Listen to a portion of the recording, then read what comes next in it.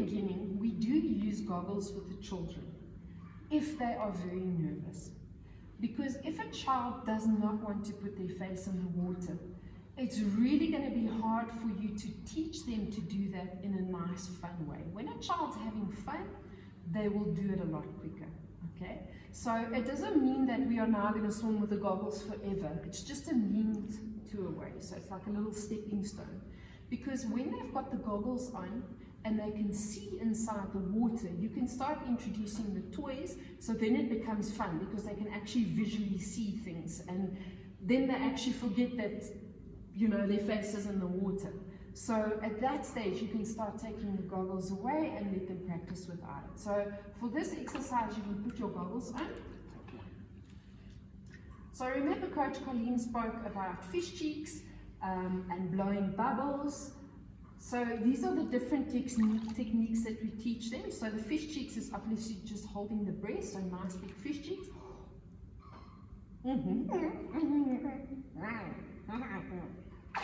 Okay, good job. These are your fish cheeks.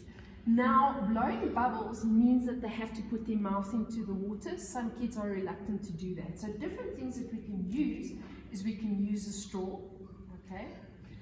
So the straw, we can blow some bubbles. So what we're going to do now, Israel, you can come a little bit closer. Do you see Mr. Crocodile there? Yeah. We're going to blow bubbles right under Mr. Crocodile's bum. So we're going to blow him off the wall. Okay, are you ready? Yeah. Okay, there we go. Now normally I would blow bubbles with the child in case they're not blowing strong enough that I'm assisting them so they don't feel they're failing at the skill until they're confident enough and they're blowing hard enough. Okay, are you ready? 1, 2, 3. Come on, put the straw in the water. Blow, blow, blow. Good, you did it. Okay. So that's a nice, fun way. It's something that can be done in the bath with inexpensive toys to teach them to blow bubbles. Now, there are also a lot of children that in the beginning, they actually drink the water. So in that case, we use these water flutes. This would be more with the toddlers and the smaller kids. So these ones you can also, again, they're not expensive. And the nice thing is they can't, they can't suck the water. They have to blow. So this is fun as well. Okay, so it's going to drive you insane if they do it for too long, but if they play with it for a couple of minutes, it's really nice because to get that result or that sound, they have to blow.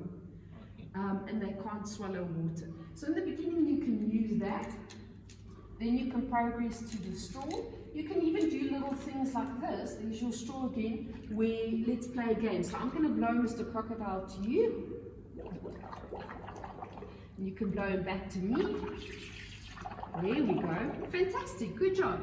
So as a parent or as a guardian, there's lots of games that the child can play while you're supervising, or even if you still bath with them, you can play with them in the bath. The more you interact with them as an adult, the better they learn and they get excited about what's happening.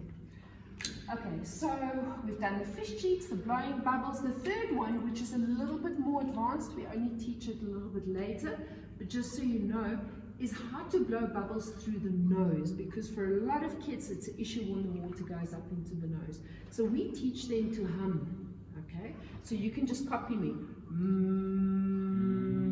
There we go, good job. So naturally when you hum, the airflow goes through the nose, the water can't come in.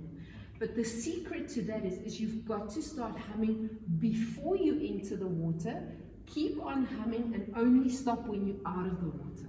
Because if you stop in the water, the airflow stops, the water comes in. So I'll just show you what that looks like. Okay, 1, 2, 3.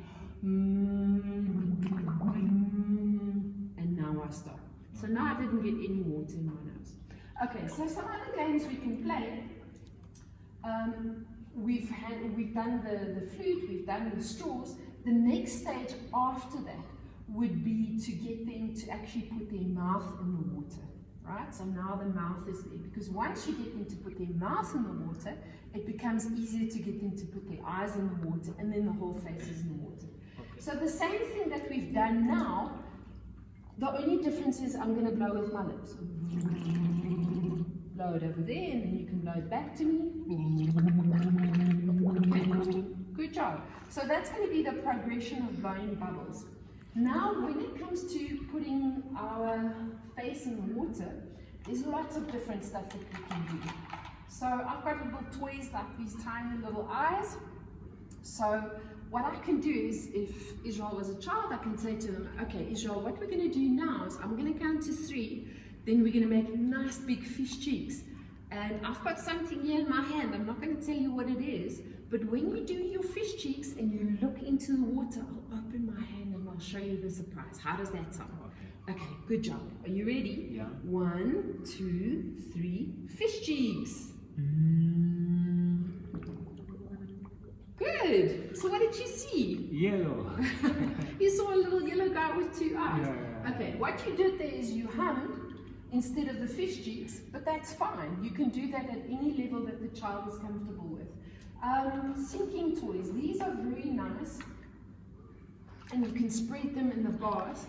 Okay. If the child says, I don't want to put my face in the water, we're not going to say, okay, you don't have to do it. We're also not going to force them to do it. What I would normally do if they're reluctant, I would say, okay, you don't have to put your face in the water, but I want you to try and blow bubbles. So at least that they get a part of their face in the water like this.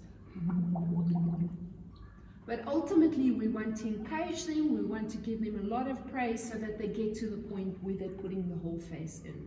So that would basically be, and to help them with listening skills as well. Can you see we've got different toys here? So what I would do, for example, is I'd say, Israel, there's an octopus and it's got a red head and orange tentacles.